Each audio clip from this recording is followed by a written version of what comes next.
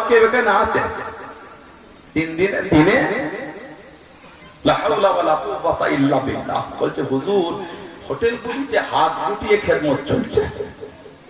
নাউযুবিল্লাহ বলেন, আস্তাগফিরুল্লাহ বললেন না, টুপি মাথায় দিয়ে রমাদান শরীফের দিনে হাত গুটিয়ে খাচ্ছে, লজ্জাও লাগে না।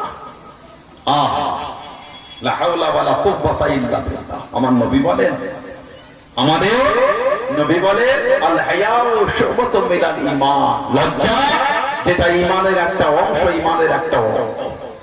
এই বাচ্চাটার প্যান্টটা খুলে দেন কাঁদবে, কেন বলেন? ওর জ্ঞান হয়ে গেছে। মজাকের জন্য আপনাকে বলি না, সানাউল্লাহ সিদ্দিক আপনার রোজা রেখে হাসাতে আসেনি। সব জিনিসটা হেসে ক্যাজুয়াল করলে হয় না, এখন গুরুত্বপূর্ণ বিষয় বলি। এই বাচ্চাটার প্যান্ট খুলে দিলে কাঁদবে, কেন?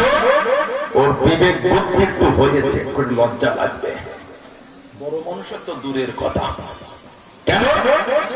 হায়া কাজ করছে, হায়া। স্বামী স্ত্রী যখন নির্জন জায়গায় থাকে তখন কিন্তু শরম লাগে না, তখন কিন্তু হায়া লাগে না।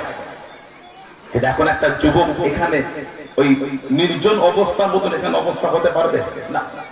সুস্থ মস্তিষ্কের লোকের মাজনুন, হাদা মাজনুন, কাফি খালাস ইয়া সাদিক, খালাস হাদা মাজনুন, আনতা মাজনুন, লা তুমি ভালো, হাদা মাজনুন, এই লোকটা পাগল।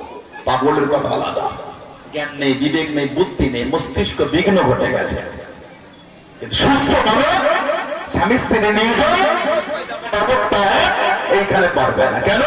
লজ্জা লাগছে, ঠিক না? বলবো আপনার একদিকে আমি 2000 টাকা দিচ্ছি আর একদিকে এক গ্লাস পানি দিতে এতগুলো লোকের সামনে খান, একটা বেরোজগার বলে খেতে পারবে না। যদি তার মধ্যে ঈমান বলে জিনিসটা থাকে, রোজা না রাখলে এতগুলো লোকের সামনে খাওয়া যায়, লোক যে কি যে বলে, কথা বলে না।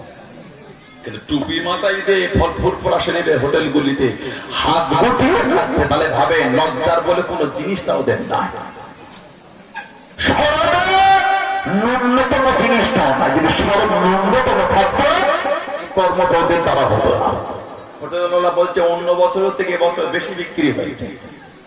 আহা, দিনের বেলা লোক হাত গুটিয়ে, ভিড় কাকে বলে? সিট ধরে দাঁড়াতে হয়েছে, এত ভিড় হয়েছে। বলুন নাউযুবিল্লাহ। আল্লাহর আদালতে দাঁড়ার মতো তৈরি থেকো। আমার নবী বলে মান সামা রমাদান ঈমানান ওয়া ইহতিসাবান গুফিরা লাহু মা তাকাদ্দামা মিন যানবি। আল্লাহ